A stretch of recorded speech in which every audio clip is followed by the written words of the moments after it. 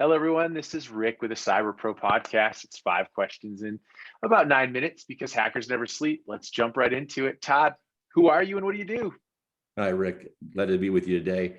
I'm the market executive for Old Dominion National Bank in the National Capital Region. We're a growing community bank here in this area. And primarily, I spend my time with government contractors that are in the Northern Virginia metropolitan DC area, but also medical practices, commercial real estate, general C&I associations, and really doing banking services, lending, do mergers and acquisition work. And plus I sit on a number of regional boards, and these boards are primarily business boards or education or workforce. And so I can get into what some of those boards are, but that's primarily how I spend my day. That's wonderful. And it really does seem like you have your hands in a lot of different pots. And so that's part of the next question. Because you're able to aggregate and really be a part of the community, you're really a big facilitator, especially in the world of cybersecurity. So you're the guy that knows the right person to talk to. So what do you like about being ingrained in that community and being able to facilitate those conversations? Well, that's a great question.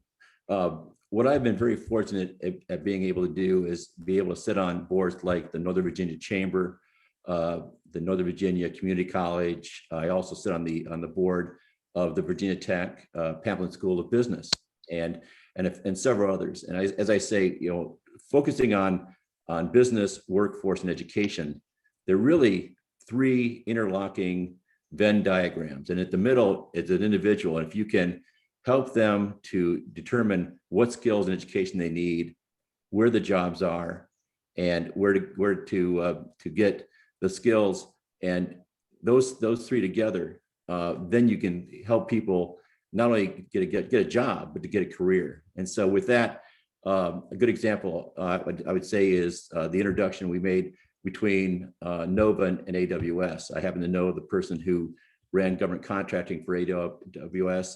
I sat on the board of what we call Nova, the community college, made that introduction and created the first cloud computing degree in the United States. And that's really blossomed into a phenomenal relationship between the two.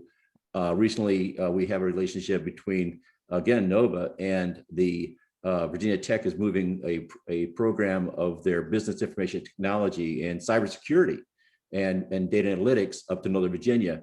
So students will be able to finish 4 years of their college education and not have to go all the way down to Blacksburg. They can do it all up here while having a job at the same time in Northern Virginia, producing a good quality employee, as well as contributing to the security of cybersecurity, and not having to go incur the cost of living down there and making a living while going to school. So I think that my job, as you just said, is kind of a cyber facilitator. I like try to bring two individuals that should know each other but don't know each other together, and then getting the heck out of the way, because at that point I've done my job, and let them see where it might lead. Is that fair? That's and valiant. I appreciate that. Thank you. So question number 3, cybersecurity. It's the buzzword. It's top of mind for everybody right now. We see it in the news every day. What does it mean to you?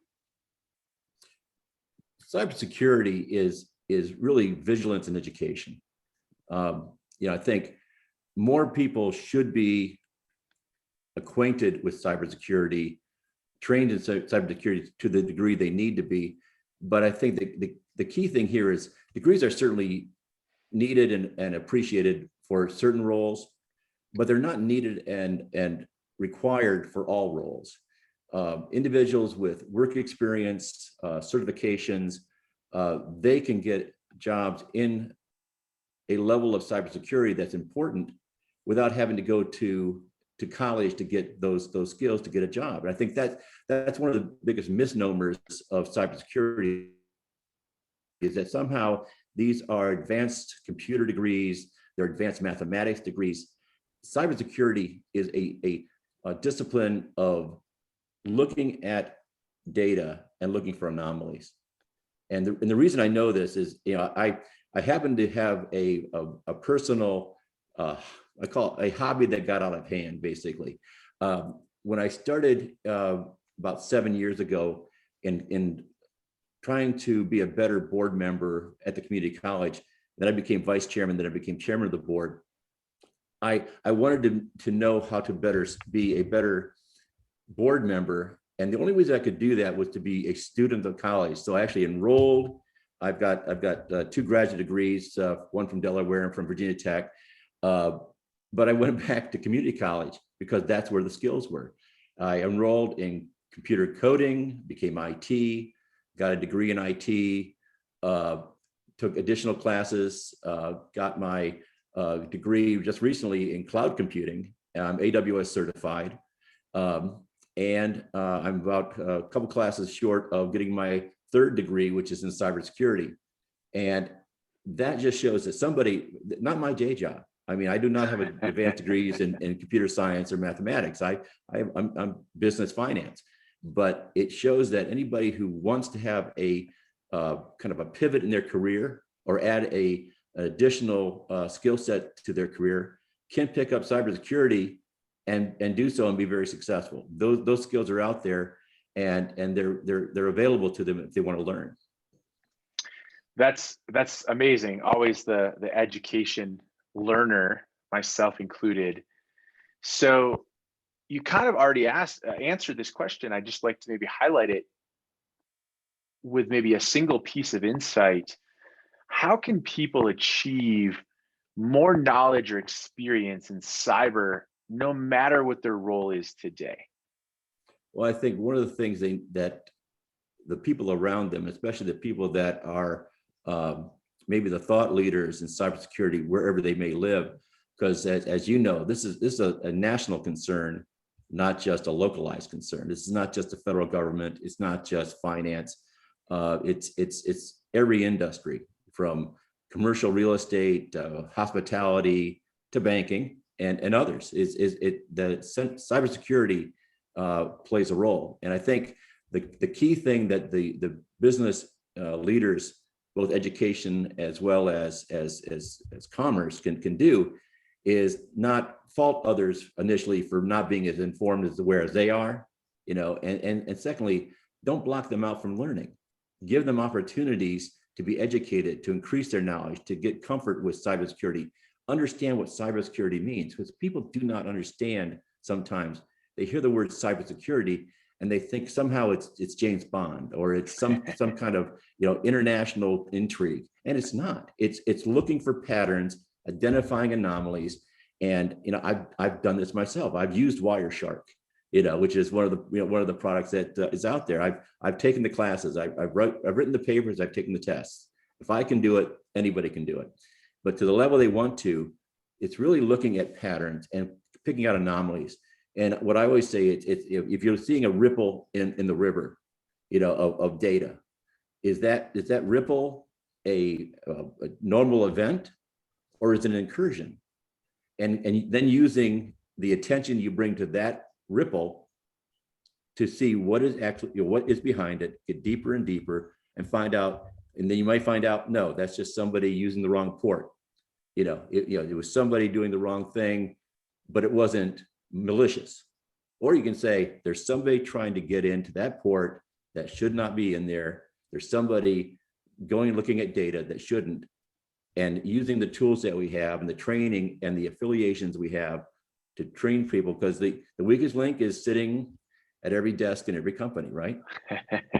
And so the more education exposure, the better protected we're going to be. Nice. Final question for you, Todd.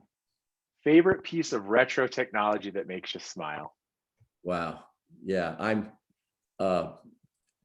lucky that I get to feed my geek, so I tend to buy if I see something that's kind of new technology and I think it's kind of interesting, I'll field test it. But I think if I had to give you an option, I would say I have say quote early Canon digital camera. This thing, one of the early digital cameras, and I like it. I've had it forever, And I like taking pictures with it versus my phone, because I get a different quality picture from that camera. And I will tell you this, Rick, I because the geek in me, I did put in a Wi-Fi CF card, so it does download automatically the pictures to my phone and to my computer. So it's retro technology with a current twist. So I couldn't resist giving it a little bit of a youthful bump there, but a nod to the present. And so but I would say I've been toyed a couple of times about buying the brand new camera, which that does everything. And I still go back to my old digital camera that seems to serve just what I need when I need it. Is that a good answer? That's an amazing answer. And you did it. You made it. Todd, this was amazing having you on. And everyone, you heard the quote, feed the geek. That's what we're going to take from this. So and be a K through gray learner. I love it too. Yes. So thank you so much. It was epic having you on the Cyber Pro podcast. Please check us out. Have a nice day. It's been my pleasure. Bye-bye.